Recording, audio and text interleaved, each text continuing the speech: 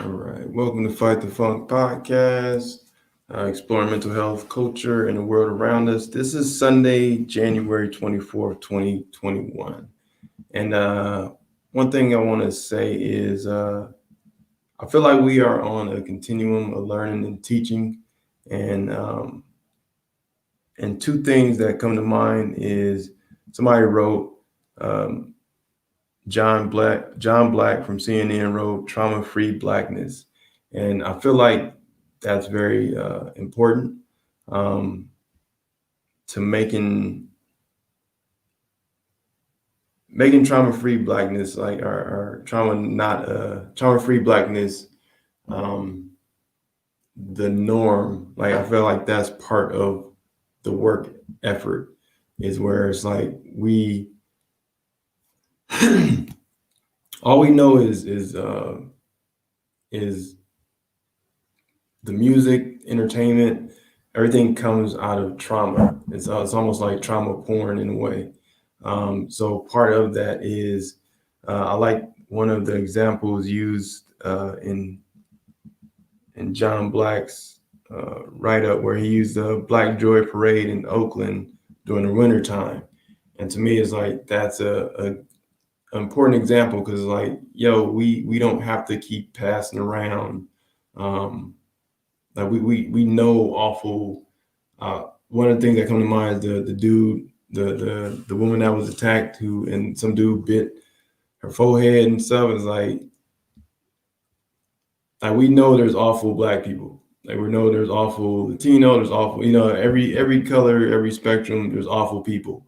It's kind of like the black on black crime is crime. White on white crime is crime. So and your heart goes out to people that are attacked and go through traumatic events, and I hope people are rallying around that woman who was attacked by this awful individual. But I also feel like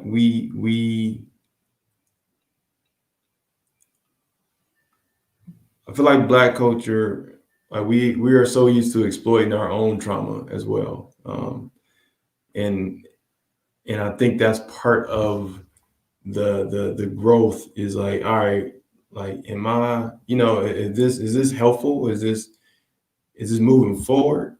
And I think sometimes when I look for information, I look for information to see like where are the solutions within the information. I don't care about the entertainment of it. I don't care about the oh, this is going to get everybody's emotion. Like, I don't care about that. Like what if I present this, how can this move society forward? I don't care. I'm not trying to play with emotions. It's like let's find solutions, um, and that is the core drive to work. To entertainment, to making people laugh. Is like we let's laugh, but there's people really struggling, and I don't want to bring all the stories of the person that was sitting on the corner and talking to themselves, or the person that was off and law. That's like let's just do the work. And here's are some examples and some case studies and uh, things that can be done. Mm, let's see. You either drink water or not enough water or more water, whatever. So another thing is Fox News yourself, and I think you can go down a rabbit hole of information, and I feel like it's important to not Fox News yourself, where it's like you start getting more like I don't think it's for anybody the dark and gloom, the preaching of fear is like that doesn't help anything. That doesn't it's like it's and I know there's people that are even if people I even know who like it's something about that. It's almost like a getting off to that being dark and gloomy, and regardless of my beard, I am loving my life, and it's like, but there's real issues to address always, So you have to find that balance between addressing issues, enjoying your life, addressing issues, enjoying your life. And it's like not allowing the news cycles to keep you in a perpetual state of dark and gloom, or a crooked hat, uh, of dark and gloom. And I think it's finding that relationship between like information being, as it informs you to do what.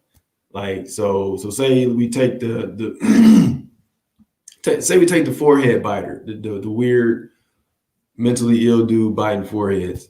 Say we take that man, right? So it's like, all right, here's the news. This man attacks these individuals attack this woman. These Now what comes out of that, or what can we learn about that? It's like, all right, so um, what community policing they have in that area, what police are in that area, what mental health workers, social workers like are, it's like how to combat and then also it's what's the resources in that area, and how are things in every city, every state, like everything's different, but everything's also the same. So it's like, so my mind goes to the solutions of like, all right, well, what in what ways can you influence that never happening again? And is that how much of that is like we got mental health issues that are in the Black community, that needs to be treated. We need social workers that are well paid, and so all those things start tying into, to me, seeing an incident like that where it's like it's awful, it's disturbing. Now what? And I think that goes back to, um, letting news and information inform you to do more of the work you've been doing, and not letting the emotion of the visual aspect of it take you off your work. Whereas like, okay, I see that, and now I'm gonna continue to do the work. That is part of the reason I'm doing the work. Um, Fighting the forehead, man.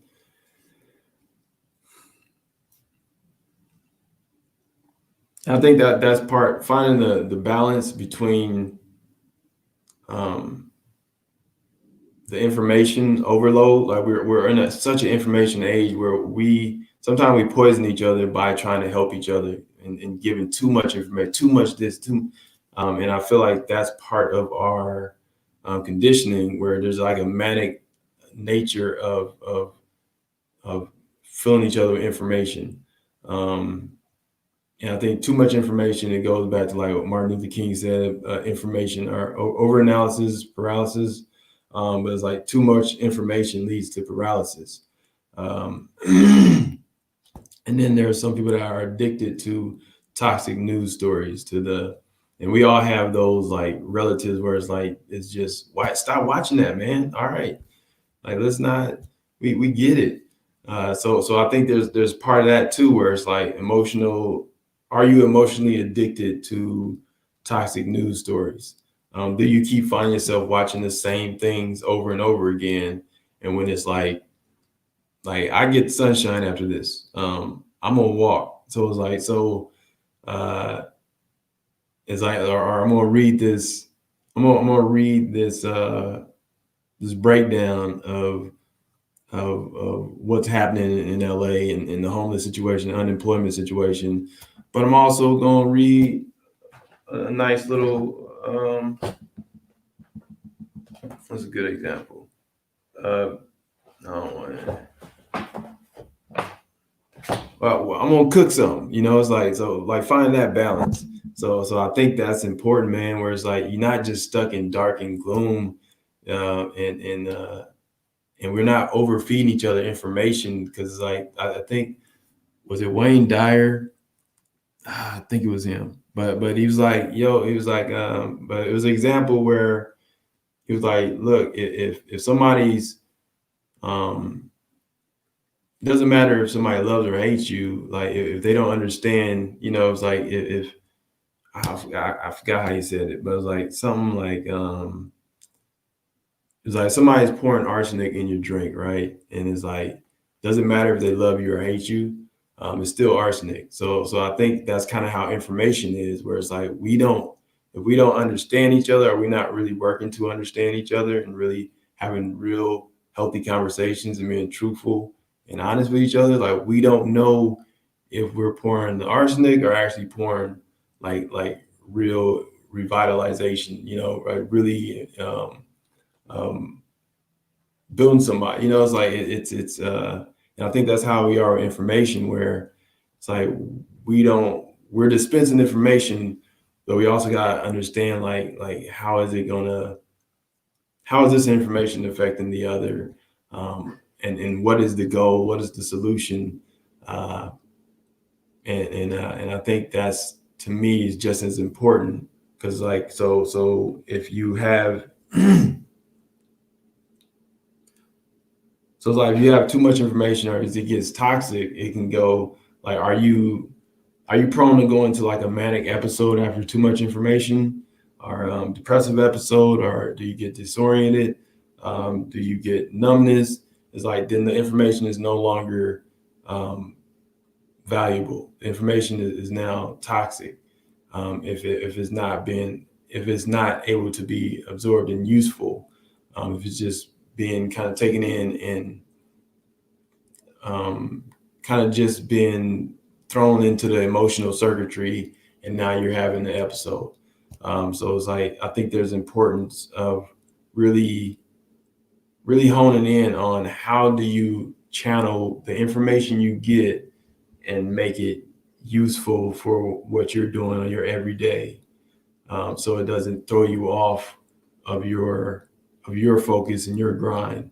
Because I think we're all connected, but we don't know how that actually works.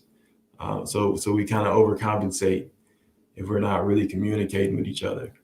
And one of the things I kind of came across, like I was reading "Living Buddha, Living Christ," and one of the things that really stuck out to me was without understanding there can be without understanding, there cannot be true love. And without love, there cannot be true understanding. And I think that's important, because sometimes, like, we've all been in those love relationships where a person would be like, yo, I'm doing this out of love for you. And it's like, you're not listening. That this is not love for me. It's like, so part of that is the only way you can really have and connect is the understanding has to be foundational. And to me, that's why I always harp on, um, people don't understand, like even white lies is like that shit builds up to, and it erodes anything, even if the intentions are good. It's like white lies just kind of turn into this big snowball, and it doesn't get better. And that's why it's like truth, honesty, these things are practice, man. It's hard. It's like day in, day out, you catch yourself lying. He's like, shit, I lied. Fuck. It's like, so it's like, to me, is the day in out of practicing being honest about what you're doing, being honest about these conversations, like conversations you have, having the tough conversations. Like we can't really keep building without actually having a real conversation, and putting stuff out on the table. This is what I saw. This is what you see.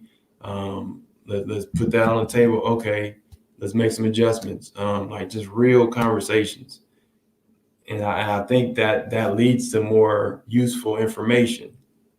And then how, like, okay, I can come from a place of love because I now understand you. So here's information that's more custom made. It's like in vice versa. Um,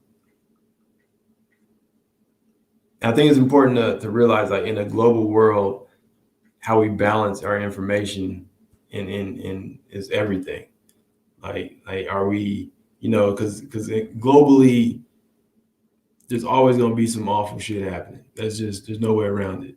but it's like, but we have to balance that where it's like it continues to be. We take information. We're like, okay, I can see how China buying up the ports, or they're building a new silk trade, and they're doing business in Africa. How does that affect what's happening here? How does that affect, Putin locking up his adversary? It's like all these things is always going on day in, day out. But it's like, how do you balance that? Because in the day, you still got life to live. You still got outside, sun is shining, birds are chirping. And I think finding that balance between being a global citizen and a human being is truly important and uh, um, has to be always kind of balanced out.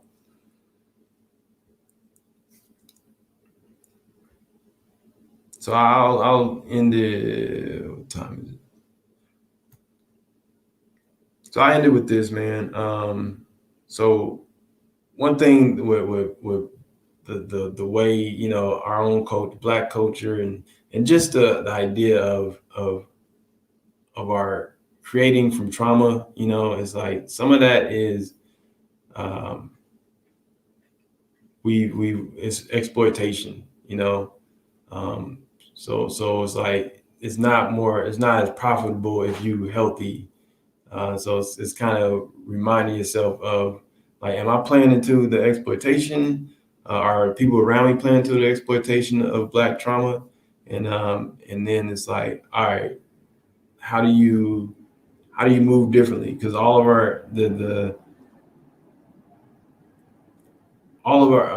the exported of black culture is based in trauma. So it's like, so how do you export the wellness and the healing aspects and the festive and the giving and the life and the positivity of black culture, rather than just exporting the part that's I'm a motherfucking jerk mother.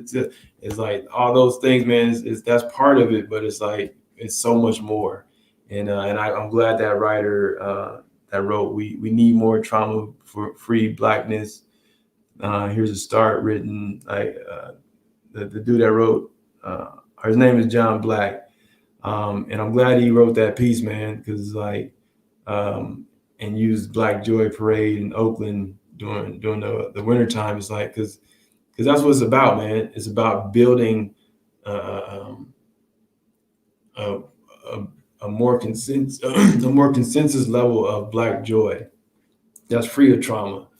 And that's the work of Black Lives Matter. That's the work of all these organizations. The organization I'm a part of, Black Mental Health Task Force, Be Well, NAMI, is like it's about building and creating trauma-free Blackness. It's like, and where it's not interpreted by anybody else, but it's like, oh, this feels good, um, and and lastly, just monitoring the news. Like, if it's no longer making you efficient or helping you, or any information, if you're starting to find yourself not being effective with the information you're getting, then it's probably information overload. If you find yourself going into manic, or going into a depressive episode, or disoriented, going numbness, then it's probably the information is probably becoming toxic. So it's like all those things is a constant learning and teaching. So I'm gonna leave it with that. This has been Magic Collins. I'm your host of the Fight the Funk podcast, exploring mental health, culture, and the world around us. Be well. I'm gonna go get me some sunshine, get me some coffee, and get it popping for next week. Deuces.